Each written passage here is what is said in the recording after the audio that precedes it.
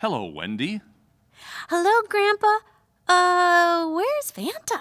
Well, I think Fanta's up on the pasture with the cattle today. But I've invited a special friend to join us instead. Who's that? Our guest today is a Hebrew hero who lived in a tent and was surrounded by many sheep and camels and servants. You mean Jacob is here today? No, but you're close. Do you remember the name of Jacob's favorite son? Oh, that's easy. He loved Joseph the most. You called? Hey, Wendy, please welcome today's special guest, Joseph, son of rancher Jacob, prisoner in Egypt and almost Pharaoh. Do you like my coat? It's a special one that Papa gave me to show that he liked me best among all my brothers. Jacob the rancher had 12 sons, and Jacob loved Joseph so much that he gave him special treats and kept him at home rather than send him out to work in the fields with his other sons. That made the brothers very angry and very jealous. Then he gave me this coat. Do you like it? It's the kind of coat that princes wear. I'll bet that made the other brothers really happy. They hated me and my coat. Papa loved me more than he loved all of them. God loved me too. God gave me dreams that told me all my family would bow down to me. I was very proud and told everyone about the dreams. I probably shouldn't have done that because they all hated me even more after that. One day, rancher Jacob gave Joseph a backpack full of food to take to the other boys out in the fields. Joseph put on his bright, fancy coat and walked to where the brothers were working. As he came close, my brothers saw me and began to make fun of me and my coat. They're probably so jealous and angry that they wanted to kill you. That's right, Wendy. The brothers attacked Joseph, stole his coat, and threw him into a deep, dry well. I screamed and cried and shouted. I'll bet nobody came to help you. The brothers weren't quite sure what to do with Joseph. But when a group of traders camped nearby that night, the brothers decided to sell Joseph to them. The traders would probably take him to Egypt and sell him there as a slave. So the brothers thought they'd never have to think about Joseph again. My brothers pulled me out of the well, and the traders tied me onto the back of a camel and then carried me off to Egypt. It was a terribly smelly trip. They hurt me. They spoke a language I didn't understand. I cried a lot. Oh, I'm so sorry. I cried a lot, and then one morning I looked way off in the distance and saw the hills where my family lived. I thought of how much my Papa loves me and how much God loves me. And right there on that camel, Joseph made a really big decision. I decided to listen to God's voice and ask Him to lead my life. I decided to quit being a crybaby and let God make me into a new Joseph. A whole new Joseph? And the traders sold the whole new Joseph as a slave to Potiphar, the captain of the king's guard. I didn't know the Egyptian language, and I couldn't even write hieroglyphics. But I learned fast.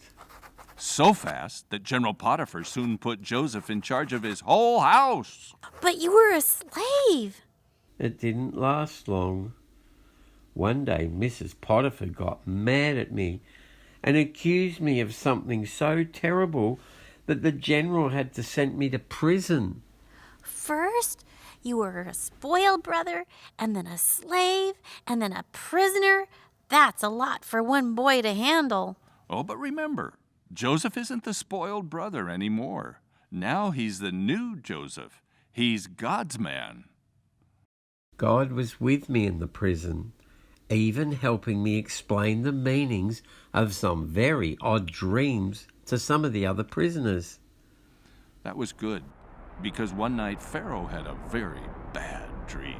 It scared him a lot, and nobody could explain what the dream meant until Pharaoh heard of Joseph and brought him to the palace as the dream explainer. I was terrified, but when I remembered that I was the new Joseph, the one who'd been called by God for this moment, that gave me courage. And Joseph was able to tell Pharaoh what his dreams meant. And he explained how God was warning Egypt that in 7 years a terrible famine was coming. Why are you changing your coat? Pharaoh gave me a new coat when he made me chief viceroy, almost Pharaoh, for the whole country of Egypt.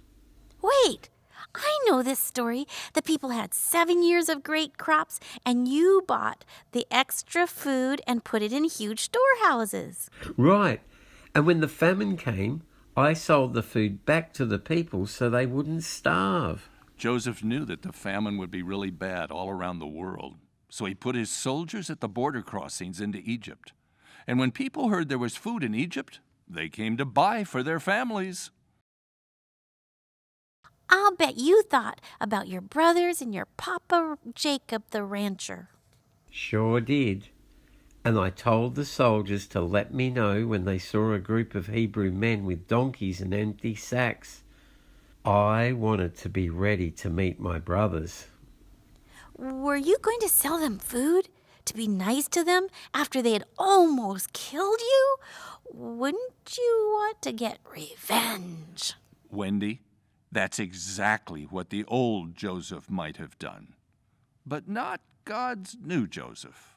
Joseph now knew that God had called him to do a special job in Egypt.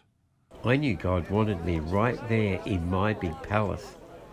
And when the soldiers brought 10 of my brothers before me, I was so happy to see them, I went back into my private rooms and cried. I wondered if my brothers were still the same mean men, or if maybe God had changed them like he'd changed me. How come there were only 10 brothers? Who was missing? Right away, I noticed that my little brother Benjamin was with the others. I was sure that my father had kept Benjamin home so nothing would happen to him. So Joseph put his brothers to the test. First, he accused them of being spies, and then he sold them enough food for just a year. Then he put one of the brothers in an Egyptian prison and sent the other 9 home, demanding, "When you come back to buy more food, you will have to bring your youngest brother Benjamin with you." Bring your other brother or no more food, I told them. Then I waited. I wanted to see what kind of men they'd become. When they came back, was Benjamin with them? Yes, and I went to my room and cried. Joseph did a lot of crying. But you also threw a big feast for the brothers, all 11 of them, and you fed Benjamin 5 times as much food as all the others. Did they know who you were? Oh no, I was just the almost Pharaoh ruler they had to please. Were they jealous of Benjamin?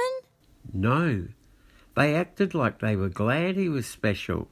I really like what happened next. Joseph, you tricked him. That was mean. No, not mean. I had to know if they were still selfish and mean, or if God had gotten into their lives like he'd gotten into mine. The big Egyptian ruler had the soldiers slip his special silver drinking cup into Benjamin's bag of food. He also had them put the brothers' money back into their sacks with the food. Then he sent them all off towards home. I waited about 2 hours, then sent my fastest guards after them. They caught my brothers, broke open the sacks, found the money, and then found the cup in Benjamin's sack. My soldiers arrested all 11 of them and brought them back to my palace. Did you give them another meal or put them all in prison this time? I threatened to make them all my slaves, and then decided I would just keep Benjamin. That broke their hearts, because they knew how much rancher Jacob loved Benjamin. All the brothers begged for the powerful Egyptian ruler to let Benjamin go home, and all of them offered to stay in Egypt as slaves.